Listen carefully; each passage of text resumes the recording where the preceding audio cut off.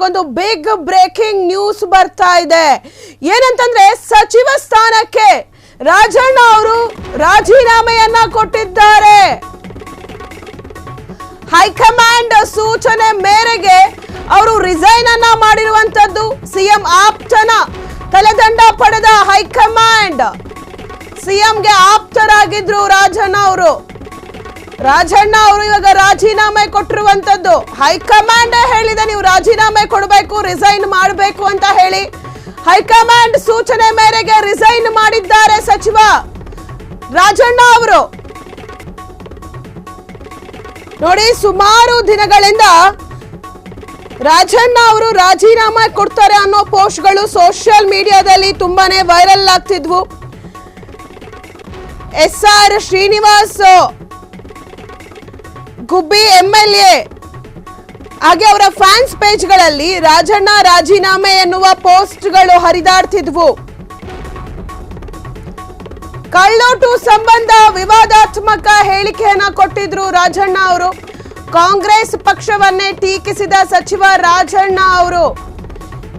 KN Rajanna ಹೇಳಿಕೆಯಿಂದ ಕಾಂಗ್ರೆಸ್ಸರಿಗೆ ಮುಜುಗರ ಉಂಟಾಗಿದೆ. ಹೀಗಾಗಿ ಹೈಕಮಾಂಡ್ ರಾಜೀನಾಮೆ ಕೊಡುವಂತೆ ಹೇಳಿದೆ. ರಾಜಣ್ಣ ಹೇಳಿಕೆ ವಿರೋಧ ಪಕ್ಷಗಳ ಅಸ್ತ್ರವಾಯಿತು. ಈ ಬಗ್ಗೆ ಹೈಕಮಾಂಡ್ಗೆ ದೂರು ಕೂಡ ಹೋಗಿತ್ತು. ಸಚಿವ ಸ್ಥಾನಕ್ಕೆ ರಾಜಣ್ಣ ಅವರು ರಾಜೀನಾಮೆ ಕೊಟ್ಟಿರುವಂತದ್ದು. ರಾಜಣ್ಣ ಅವರು ಅವರದೇ ಪಕ್ಷದ ವಿರುದ್ಧವಾಗಿ ಮತಗಳ್ಳತನದ ಬಗ್ಗೆ ಒಂದು ಆರೋಪವನ್ನ ಮಾಡಿದ್ರು. ಇದೇ ವಿಚಾರ ಹೈಕಮಾಂಡ್ಗೆ ಹೋಗಿ ತಲುಪಿದೆ. ಇದು ವಿರೋಧ ಪಕ್ಷದವರಿಗೆ ಒಂದು ಅಸ್ತ್ರವಾಯಿತು. ಈ ನಿಟ್ಟಿನಲ್ಲಿ ಹೈಕಮಾಂಡ್ ರಾಜಣ್ಣ ಅವರಿಗೆ ನೀವು ನಮ್ಮ ಪಕ್ಷದಲ್ಲಿ ಕಾರ್ಯನಿರ್ವಹಿಸೋದಕ್ಕೆ ಸರಿ ಹೋಗಲ್ಲ, ನೀವು ಈ ಕೂಡಲೇ ರಾಜೀನಾಮೆ ಕೊಡಿ ಅಂತ ಹೇಳಿದ್ದೆ. ಹೀಗಾಗಿ ರಾಜಣ್ಣ ಅವರು ರಾಜೀನಾಮೆಯನ್ನ ಕೊಟ್ಟಿದ್ದಾರೆ.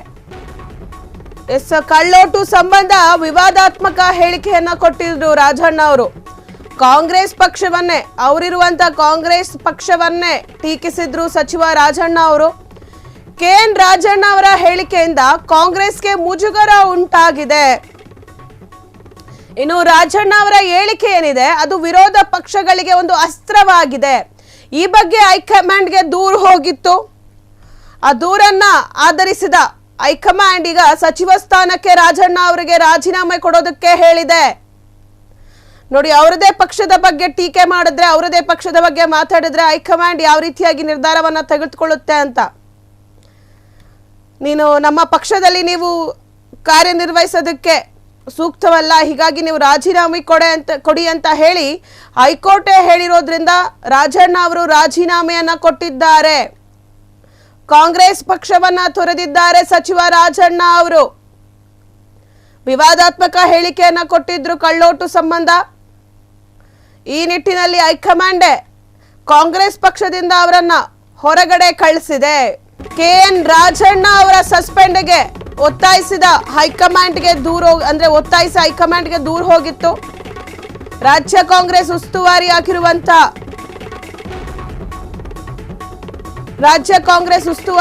ಉಸ್ತುವಾರಿ ಆಗಿರುವಂತಹ ರಣದೀಪ್ ಅವರು ಈ ಒಂದು ನಿಟ್ಟಿನಲ್ಲಿ ಸುರ್ಜಿವಾಲಾಗೆ ಒಂದು ಪತ್ರವನ್ನ ಬರೆದಿದ್ರು.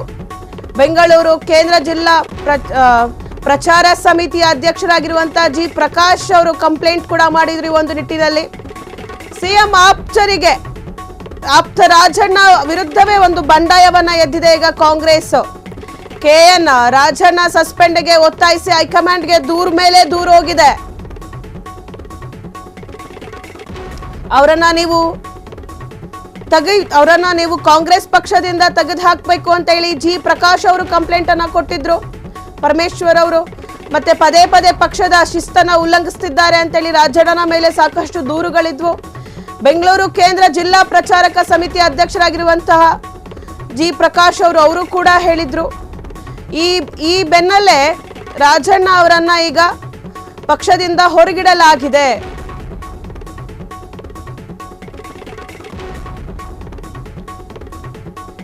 ರಾಜಣ್ಣ ಅವರನ್ನ ಸಸ್ಪೆಂಡ್ ಮಾಡಲಾಗಿದೆ. ರಾಜ್ಯ ಕಾಂಗ್ರೆಸ್ ಉಸ್ತುವಾರಿ ರಣದೀಪ್ ಅವರು ಸುರ್ಜೇವಾಲಾಗೆ ಲೆಟರ್ ಅನ್ನ ಬರೆದಿದ್ರು. ಬೆಂಗಳೂರು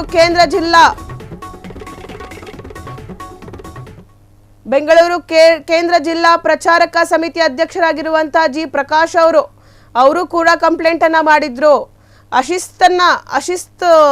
ಅಶಿಸ್ತುಬದ್ಧವಾಗಿದೆ ರಾಜಣ್ಣ ಅವರ ವರ್ತನೆ, ಶಿಸ್ತನ್ನು ಅವರು ಕಾಪಾಡ್ತಿಲ್ಲ, ಪಕ್ಷದ ಶಿಸ್ತಿಗೆ ಅವರು ಧಕ್ಕೆಯನ್ನು ತರ್ತಿದ್ದಾರೆ, ಈ ನಿಟ್ಟಿನಲ್ಲಿ ಅವರನ್ನ ಪಕ್ಷದಿಂದ ಹೊರಗಿಡಬೇಕು ಅಂತ ಹೇಳಿ ಸಾಲು ಕಂಪ್ಲೇಂಟ್ಗಳು, ದೂರುಗಳು ಹೈಕಮಾಂಡ್ಗೆ ಹೋದಾಗ ಹೈಕಮಾಂಡ್ ಅವರು ಸಚಿವ ರಾಜಣ್ಣ ಅವರಿಗೆ ನೀವು ಏನು ಪಕ್ಷದಿಂದ ಹೊರಗಿರಿ ಅಂತ ಹೇಳಿದ್ದಾರೆ. ಸಿಎಂ ಆಪ್ತರು ಅವರು ರಾಜಣ್ಣ ಅವರ ವಿರುದ್ಧವೇ ಈಗ ಕಾಂಗ್ರೆಸ್ ಬಂಡಾಯವನ್ನ ಎದ್ದಿರುವಂತದ್ದು. ರಾಜ್ಯ ಕಾಂಗ್ರೆಸ್ ಉಸ್ತುವಾರಿ ರಣದೀಪ್ ಅವರು ಸುರ್ಜೇವಾಲಾಗೆ ಲೆಟರ್ ಅನ್ನ ಕೊಟ್ಟಿದ್ರು ನೋಡಿ. ಅಧ್ಯಕ್ಷ ಜಿ ಪ್ರಕಾಶ್ ಅವರು ಕೂಡ ಕಂಪ್ಲೇಂಟ್ ಅನ್ನ ಕೊಟ್ಟಿದ್ರು ಈ ಬಗ್ಗೆ. ಇನ್ನು ಪದೇ ಪಕ್ಷದ ಶಿಸ್ತನ್ನ ಇವರು ಉಲ್ಲಂಘಿಸ್ತಿದ್ದಾರೆ ರಾಜಣ್ಣ ಅವರನ್ನ ಅಮಾನತು ಮಾಡಬೇಕು ಅಂತ ಕೂಡ ಹೇಳಿದ್ರು. ಬೆಂಗಳೂರು ಕೇಂದ್ರ ಜಿಲ್ಲಾ ಪ್ರಚಾರಕ ಸಮಿತಿ ಅಧ್ಯಕ್ಷರಾಗಿರುವಂತ ಈ ಬೆನ್ನಲ್ಲೇ ಸಚಿವ ರಾಜಣ್ಣ ಅವರನ್ನ ಈಗ ಪಕ್ಷದಿಂದ ಹೊರಗಿಡಲಾಗಿದೆ.